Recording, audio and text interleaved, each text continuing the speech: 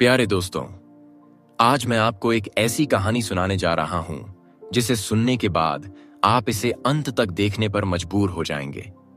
ये कहानी है एक गिद्ध की जो एक इंसान की मां बनी। वीडियो को लाइक करें, चैनल को सब्सक्राइब करें और चलिए इस अनसुनी मगर दिल छू लेने वाली कहानी में उतरते हैं।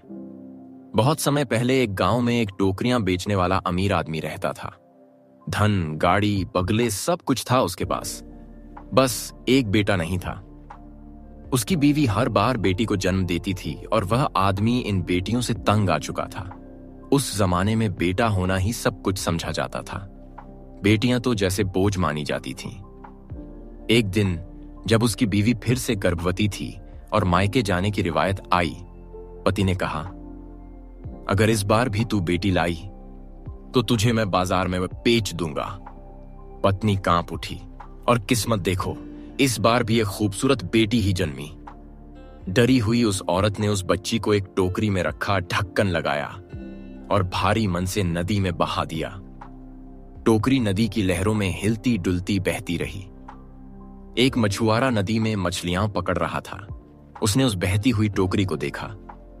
जैसे ही उसने टोकरी खोली, अंदर एक मासूम सी नवजात बच्ची सो रही थी। लेकिन तभी आसमान से एक गिद्ध झपटा और उस बच्ची को अपनी चोंच में उठा ले गया। मछुआरा कुछ कर न सका। गिद्ध उस बच्ची को एक पीपल के पेड़ पर बने अपने घोंसले में ले गया, लेकिन वह गिद्ध उसे खा नहीं सकी। उसके भीतर की ममता जाग गई थी। उसने बच्ची को अपनी बेटी की तरह पालने का फैसला किया। जहां कहीं भी अच्छा खाना दिखता, गिद्ध उसे झपट कर लाती और बेटी को खिलाती। लोगों के घरों से अच्छे कपड़े, तेल, आईना, कंघी सब उठाकर लाती और उसे देती। वह बच्ची धीरे धीरे बड़ी हुई और एक दिन एक सुंदर जवान लड़की बन गई। गिद्ध मां को अब चिंता सताने लगी। अब तू बड़ी हो गई है, मैं तुझे अकेली छोड़कर बाहर जाती हूं। अगर कभी डर लगे तो ये गीत गाना, अम्मा मेरी अम्मा, प्यारी प्यारी अम्मा। बस गाना गाना, मैं उड़कर तेरे पास आ जाऊंगी। कहानी मोड़ लेती है। एक दिन एक सौदागर उस पीपल के पेड़ के नीचे आराम कर रहा था। अचानक उसके हाथ में एक लंबा रेशमी बाल आ गिरा। उसने ऊपर देखा और पहली बार गिद्ध की सुंदर बेटी को देखा। वह बाल काट रही थी।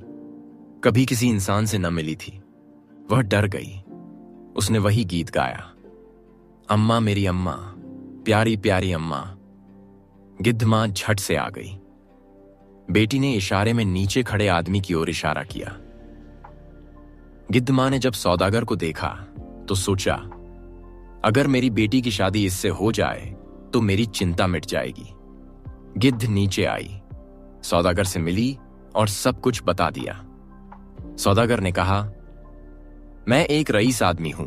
मेरी पहले से 3 बीवियां हैं, पर अगर तुम्हें ऐतराज नहीं तो मैं इसे अपनी चौथी बीवी बना लूंगा। गिद्ध मां ने बेटी को समझाया। उसका हाथ सौदागर के हाथों में दे दिया। बेटी रोती रही।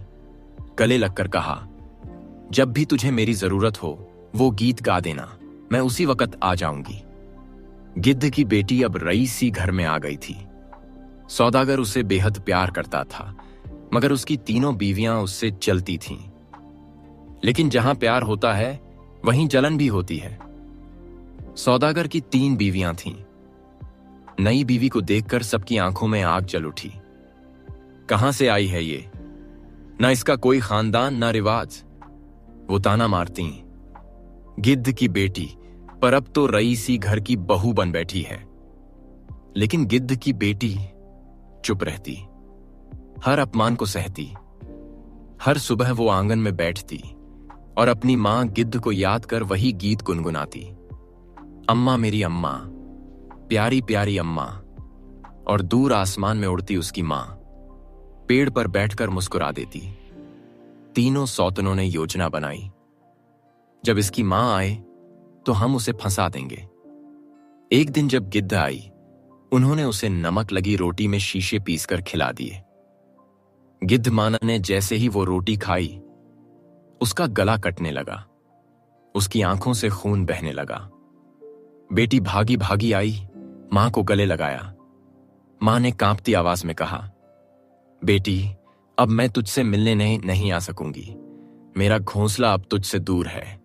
और गिद्ध मां बेटी की गोद में दम तोड़ गई। गिद्ध की बेटी चीख चीख कर रोती रही, कई दिन तक बोल नहीं सकी। सौदागर को जब सच्चाई का पता चला तो उसने अपनी तीनों बीवियों को घर से निकाल दिया, लेकिन अब बहुत देर हो चुकी थी। गिद्ध की बेटी अब पहले जैसी ना रही। वो हर सुबह अपनी मां की याद में पेड़ के नीचे बैठती और बस एक ही गीत गुनगुनाती, अम्मा मेरी अम्मा, प्यारी प्यारी अम्मा।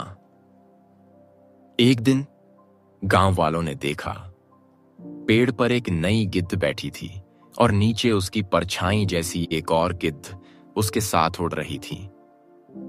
कहते हैं गिद्ध मां और बेटी अब एक साथ आसमान में उड़ती हैं। कभी किसी पीपल के पेड़ पर बैठी मिल जाएं, तो समझिए कि वो बस एक मां बेटी हैं जो एक दूसरे को आज भी ढूंढ रही हैं। अगर ये कहानी आपके दिल को छू गई हो तो इसे शेयर जरूर कीजिए, क्योंकि मां सिर्फ इंसान नहीं होती, कभी कभी एक गिद्ध भी ममता की सबसे ऊंची उड़ान भर सकती है।